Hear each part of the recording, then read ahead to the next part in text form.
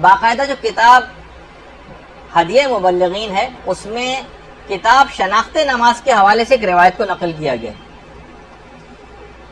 وہ یہ ہے کہ ایک دفعہ ایک شخص پیغمبر اسلام کے پاس آیا. اللہم صلی علی محمد.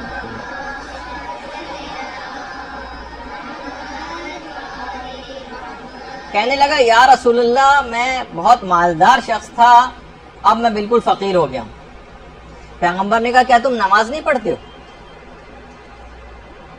اس نے کہا پیغمبر اسلام میں تو 5 وقت کی نماز پڑھتا ہوں. پیغمبر نے کہا کیا تم روزے نہیں رکھتے؟ کہا کہ میں رمضان کے روزے تو چھوڑیے، میں 3 مہینے مسلسل رجب سے لے کر رمضان تک پابندی سے مستحب روزے تک رکھتا ہوں. پیغمبر اسلام تعجب میں پڑ گئے کہ ایسا کون سا اس نے گناہ کیا کہ اس کے مال سے برکت ختم ہو گئی. اس وقت جبریل امین نازل ہوئے اور کہا کہ یا رسول اللہ خدا درود و سلام آپ کے اوپر بھیجتا ہے. اللہم صلی علی محمد وعلی محمد.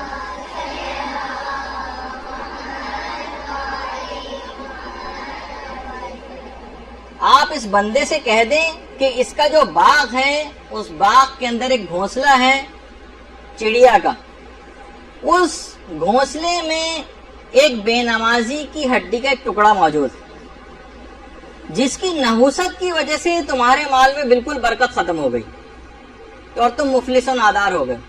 پیغمبر اسلام نے اس شخص کو یہ بات بتائی.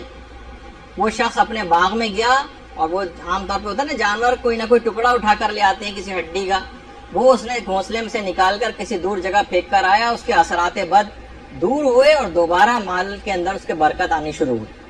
تو آپ خود سوچیں کہ بے نمازی کی ہڈی کا ایک چھوٹا سا ٹکڑا وہ اتنا زیادہ نحوست رکھتا ہے، تو ایک مجسم بے نمازی آپ کے اطراف میں موجود ہو، مجسم بے نمازی آپ کے گھروں کے اندر آپ کے ساتھ رہتے ہوں، تو وہ گھر کتنی بلاؤں، تکلیفوں، مشکلات، پریشانیوں اور فقر و فاقے کا شکار ہوگا. جو لوگ آج ہر وقت اس کا ذکر کرتے رہتے ہیں. اب بے نمازی سے مراد یہ نہیں کہ جو شروع سے آخر تک نماز بھی نہ پڑھتا ہو. جو گنڈے دار ٹائپ کے نمازی ہوتے ہیں، کبھی پڑھ لی کبھی نہیں پڑھی، کہ فلاں نماز فجر کی روزانہ قضا ہو گئی، ساری نمازوں قضا کر کے کبھی ایک ساتھ پڑھ لیا، ان کی بھی اثرات نحوست اسی انداز کے ہوتے ہیں.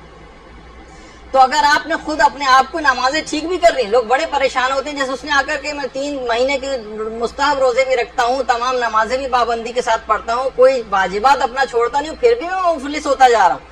اس وجہ سے کہ آپ تبلیغ نہیں کر رہے ہیں اپنے اطراف والے لوگوں پر. وہ اگر ویسے ہی خراب رہے اور آپ ذاتی طور پر اپنے عمل کو اچھا کرتے چلے گئے تو لا محالہ ان کے اثرات آپ تک پہنچیں گے اور یہی بے برکتی اور نقصان کا سبب آپ بنیں گے. جیسے کوئی بہت بدبودار چیز کمرے، آپ لاکھ خوشبو لگا کے بیٹھے رہیں اور کوئی سڑی ہوئی مچھلی کمرے میں لا کے رکھ دیں تو اس کے اثرات تک پہنچیں گے. آپ فقط اپنے لباس پر خوشبو سے اس گندے اور برے اور بدبودار چیز کے اثرات کو دور نہیں کر سکتے. تو بہت ضرورت اس بات کی، جبھی ہم بار بار اس بات کو کہتے ہیں کہ تبلیغات کے اندر آپ اپنے آپ کو بھی اگر آپ کو ٹھیک کرنا ہے، اپنے حال کو بھی، تب بھی آپ کو تبلیغ کرنا پڑے گی، ورنہ دوسرے جو خراب ہوتے چلے جائیں گے آپ کے تبلیغ نہ کرنے کے نتیجے میں، اس سے آپ بھی متاثر ہوئے بغیر نہیں رہ سکتی. اس کی تبلیغ کریں، لوگ اس کو پڑھنا شروع کریں اور مسائل فقہ کے تحت صحیح طور پر نماز پڑھنا شروع کریں اور نماز کو بہتر سے بہتر بنانے کے لیے اب اقدامات شروع کریں. اور اگر کوئی شخص فقط پوری زندگی بھی اس نماز کے موضوع کی تبلیغ پہ لگا دے تو اس نے ایک بہت بڑا کارنامہ جو ہے وہ انجام دے دیا.